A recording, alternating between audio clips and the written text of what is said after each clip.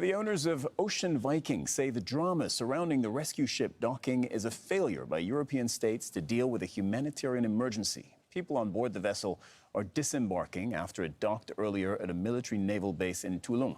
This is the first time France has allowed a boat carrying migrants rescued from the Mediterranean into one of its ports, and it did so because Italy's new far-right government refused to help. Let's bring in Natasha Butler, who's at the port. Natasha, you've been following that press conference by SOS Méditerranée, the charity that was, if not running the boat, involved in managing the people on board. What are they saying? What are you learning?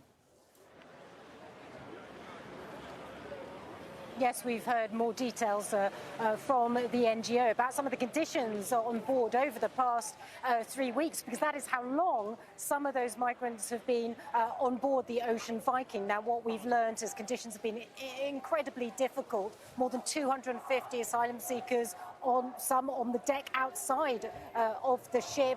There was a terrible storm not long ago for 2 days. Many of them were very sick indeed. We've also heard many of them have physical injuries. They are all deeply traumatized.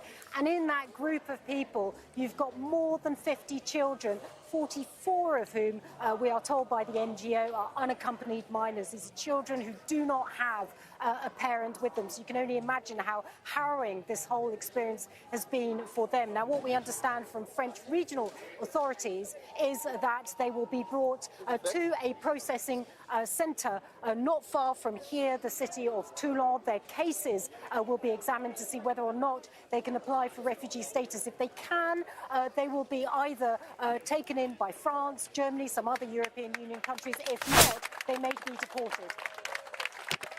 Natasha, this has caused a diplomatic row between France and Italy, and France has not minced its words. How serious is this? That's right. Look, this is a divisive issue, and I should just say, to explain some of the people behind me, what we have are some far-right political supporters here in France. We also have some on the left who've come here to demonstrate. Some say that France has been too weak letting this boat in. Others say that France doesn't do enough for asylum seekers. And then, of course, we have this diplomatic row between Paris and Rome. Paris has accused Rome of flouting EU rules, of flouting international maritime law by failing to take in the Ocean Viking, by failing to allow that ship to dock in one of its ports.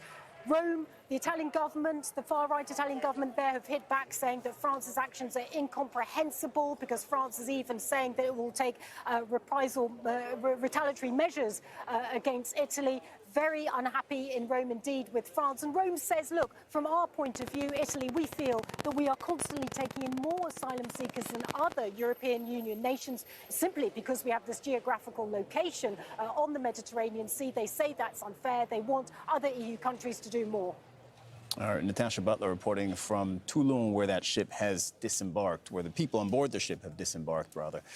Now, as you've heard, Italy's Prime Minister criticized France after the ship docked. Here is some of what Giorgia Meloni had to say.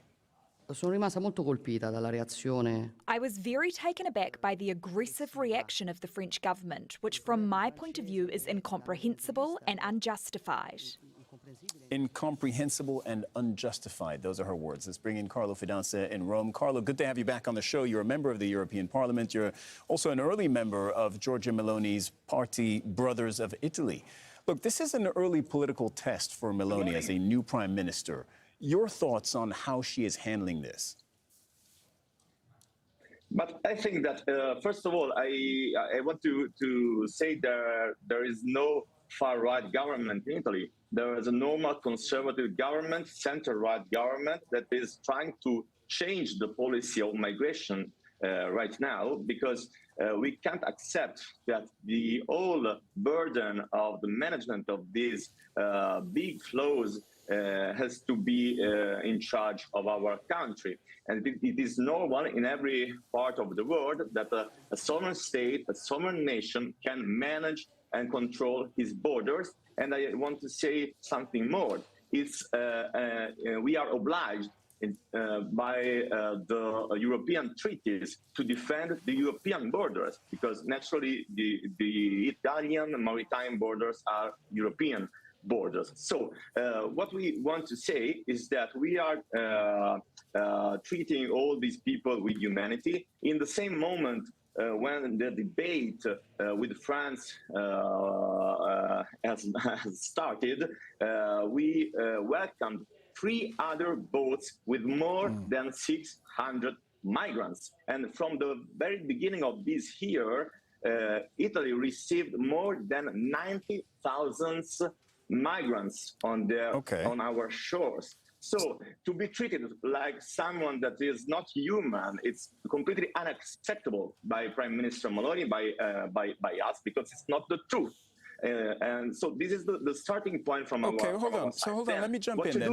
What to do now? You make a lot of points that we need to, I think, get into. One is you say that Italy is obliged to defend the borders of Europe, and that's in European treaties. But Italy also has to abide by international maritime law, which is that people who are rescued at sea should be given a safe port of entry, and that should be, you know, the country that is closest to them, and that's Italy.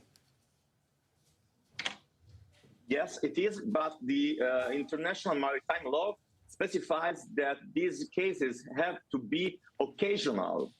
Instead, on the other hand, what is happening now in the Mediterranean, in the last years, not just now, is that these NGOs are part of organized transports in which these migrants coming from Northern Africa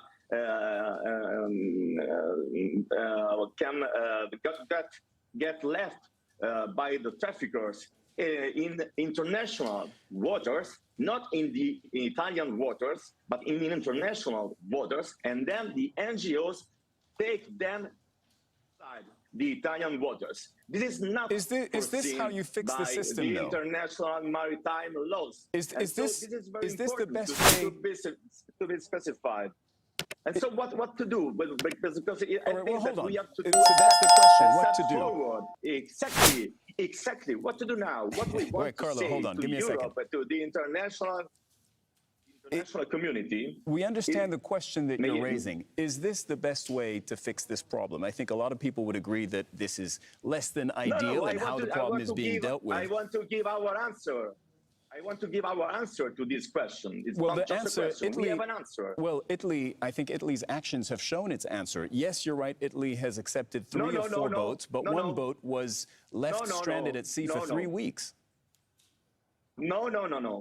You're wrong. You're wrong. Okay. Italy can be the only port in Europe available for this kind of traffic. We can't accept this because, as the recent experience of the recent hours show, we are not the only port available. And one thing more, what is the solution from our side? We want that European Union, so all the European countries, do a common mission, a joint mission towards the Northern African countries in order to give them financing, in order to stop trafficking from the starting points on the African shores, avoiding these inhuman traffics, avoiding that human beings can die in the sea during the transport. So and I understand your point. And checking in Africa who has the right to be welcomed as a refugee and who has not this right, and that's to be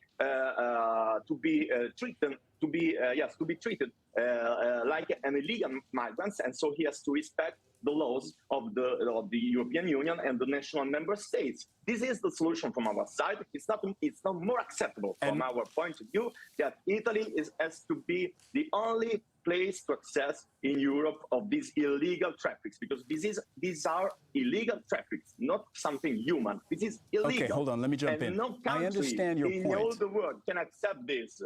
I do think we understand your point. You're saying this system is imperfect and Italy is bearing too much of the burden of what is a migration crisis across the Mediterranean Sea. I think we all understand that. My question would be then, is this the best way to fix the system, or shouldn't there be high-level political discussions? Wouldn't that be a better way to do it and a more humane way to do it? But sure, the political discussion has to be put in the institutional seats, and this is what the new Prime Minister Meloni is trying to do in these weeks, in the first meetings that she had in the last weeks with the President of the European Commission, European Council, and the leaders of France and Germany and so on, she put on the table this message that we had together to defend the European borders, the European maritime borders in our case, but not only, and that we have to jointly operate towards Africa to avoid this kind of traffic and save human lives. This is our point of view.